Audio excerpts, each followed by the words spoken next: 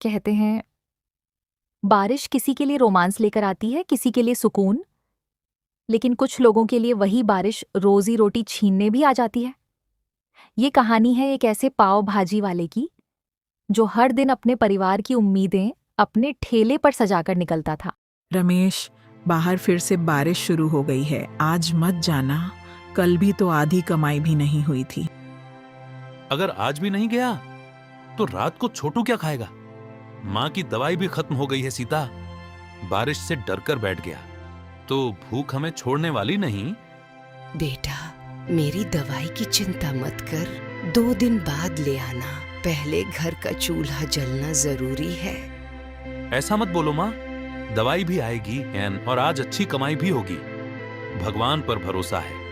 पापा, आज जल्दी आना, आपने वादा किया था आज मेरे लिए नई कॉपी लाओगे। जरूर लाऊंगा बेटा, आज चाहे जितनी बारिश हो तेरी कॉपी लेकर ही घर आऊंगा। रमेश मुस्कुराकर घर से निकल गया, लेकिन उसकी मुस्कान के पीछे सैकड़ों चिंताएं छिपी रही। हे भगवान, बस इतनी कृपा करना, आज का दिन अच्छा निकल जाए। अरे ये बारिश भी ना जब कमाने निकलो तभी जोर से बरसती है। भैया, 1 प्लेट पाव भाजी मिलेगी? हाँ साहब, अभी बनाता हूँ, गर्मा गर्म है। मक्खन थोड़ा ज्यादा डालना, बारिश में मजा आ जाएगा। अभी लीजिए साहब, दिल से बनाई है। वाह, इतनी स्वादिष्ट पाव भाजी बड़ी बड़ी दुकानों में भी नहीं मिलती। धन्यवाद साहब, यही आपकी खुशी और हमारी कमाई है। रमेश के चेहरे पर उम्मीद लौट आई। उसे लगा शायद आज का दिन अच्छा जाएगा, लेकिन किस्मत ने उसके लिए कुछ और ही सोच रखा था। अरे तिरपाल पकड़ो, उड़ जाएगी। अरे नहीं, सारी भाजी में पानी चला गया। हे भगवान, अब क्या करूं? भैया, अब ये तो खराब हो गई, मैं नहीं खा सकता। साहब, अभी दूसरी बना देता हूं, बस थोड़ा समय दीजिए। नहीं भैया, मैं चलता हूँ। आज भी लगता है किस्मत हार गई, या मैं। बारिश अभी भी रुकने का नाम नहीं ले रही थी और रमेश की आंखों में पहली बार आंसू दिखाई देने लगे। रमेश टूट चुका था, बारिश लगातार हो रही थी, ठेले पर रखा सामान भीग चुका था और जेब में सिर्फ कुछ सिक्के बचे। हे भगवान, क्या आज भी छोटू की कॉपी नहीं ला पाऊंगा? मैं अपने बेटे से किया वादा कैसे निभाऊंगा? ओए भाई, यहाँ पाव भाजी मिलेगी? जी साहब, अभी ताजी बनाकर देता हूँ, बस 5 मिनट दीजिए। ताजी? अरे तुम्हारा पूरा ठेला तो बारिश में भीग चुका है, लगता है आज एक भी ग्राहक नहीं आया। बारिश है साहब, किस्मत कभी कभी साथ नहीं देती, लेकिन मेहनत करना छोड़ दूं तो घर कैसे चलेगा? देखा, इतनी बारिश में भी ठेला लेकर बैठा है, क्या जिंदगी होगी इसकी। रमेश ने सब कुछ सुना, लेकिन जवाब नहीं दिया, क्योंकि उसे अपनी इज्जत से ज्यादा अपने परिवार की चिंता थी। साहब, अगर खाना है तो मैं अभी नई भाजी बना देता हूँ। नहीं, मेरा मूड खराब हो गया। चलो दोस्तों। गरीब आदमी का मजाक उड़ाना शायद अमीर होने की पहचान बन गई है। कुछ ही मिनट बाद बारिश और तेज हो गई, सड़क पर पानी भर गया। बचाओ, कोई है? मेरी कार बंद हो गई। यार, पानी इंजन तक आ गया, अब क्या करें? फोन में भी नेटवर्क नहीं आ रहा। चारों तरफ लोग खड़े होकर तमाशा देख रहे थे, लेकिन कोई मदद के लिए आगे नहीं आया। साहब, घबराइए मत, मैं आता हूँ। अरे तुम? अभी बातें करने का समय नहीं है, पहले गाड़ी को धक्का लगाते हैं। भाई, ये आदमी अकेला पूरी जान लगा रहा है, हम भी उतरते हैं। भाई, अगर तुम नहीं आते तो आज बहुत बड़ा नुकसान हो जाता। इंसान इंसान के काम आता है साहब, मदद करने से कोई छोटा नहीं हो जाता। भाई, मुझे माफ कर दो, मैंने तुम्हारा मजाक उड़ाया और तुमने मेरी जान बचा ली।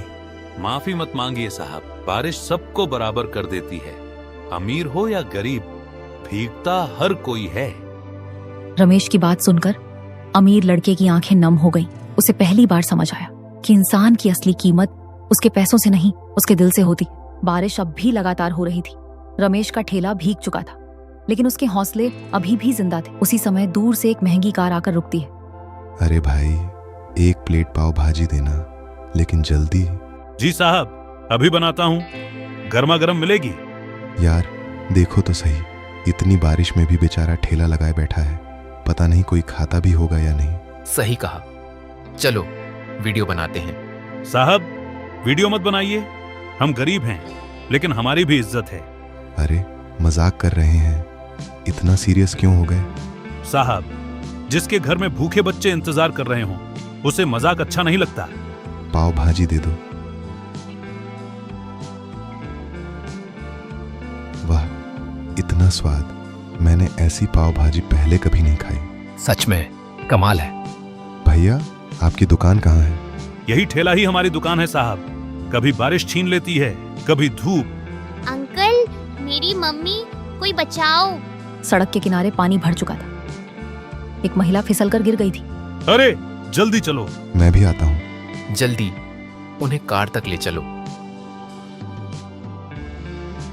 धन्यवाद। अगर आप लोग नहीं आते तो पता नहीं क्या होता। भैया, आज आपने मुझे बहुत बड़ा सबक सिखाया।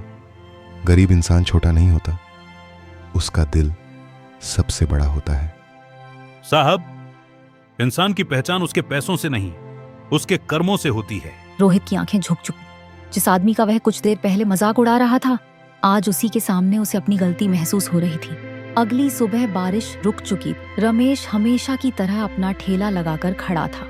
अरे साहब, आप? रमेश भैया, आज मैं पाव भाजी खाने नहीं आया हूँ, आपकी मदद करने आया हूँ। मदद? हाँ, कल आपने बिना कुछ सोचे मेरी मदद की थी, अब मेरी बारी है। लेकिन साहब, मुझे किसी से भीख नहीं चाहिए। ये भीख नहीं है, आपकी मेहनत का सम्मान है। मैं आपकी पाव भाजी का वीडियो बनाकर सोशल मीडिया पर डालूंगा। अगर इससे मेरा काम चल जाए तो भगवान आपका भला करे। अमीर लड़के ने रमेश की पाव भाजी बनाते हुए वीडियो रिकॉर्ड किया और इंटरनेट पर अपलोड कर दिया। कुछ ही दिनों में वह वीडियो लाखों लोगों तक पहुंच गया। भैया, 1 प्लेट पाव भाजी देना। मेरे लिए भी 1 प्लेट। भैया, 4 प्लेट पैक कर दीजिए। अरे आज तो इतनी भीड़। रमेश, देखो, आज पूरा ठेला खाली हो गया। हाँ सीता, आज भगवान ने हमारी सुन ली। पापा, मेरी नई कॉपी। ये लो बेटा, कॉपी भी और नया स्कूल बैग भी। सच में पापा, धन्यवाद। आज बहुत दिनों बाद घर में खुशी आई है। रमेश भैया, अब से आप कभी हार मत मानना। अगर उस दिन मैं आपकी मदद नहीं करता तो शायद आज ये दिन नहीं देख पाता। और अगर आप जैसे मेहनती लोग हार मान जाए तो दुनिया मेहनत की कीमत ही भूल जाएगी। उस दिन रमेश को समझ आ गया कि मेहनत कभी बेकार नहीं जाती। कभी कभी भगवान हमारी मदद किसी इंसान के रूप में भेज देता है। इसलिए कभी किसी गरीब का मजाक मत उड़ाइए, क्योंकि उसकी मेहनत ही उसकी सबसे बड़ी दौलत होती।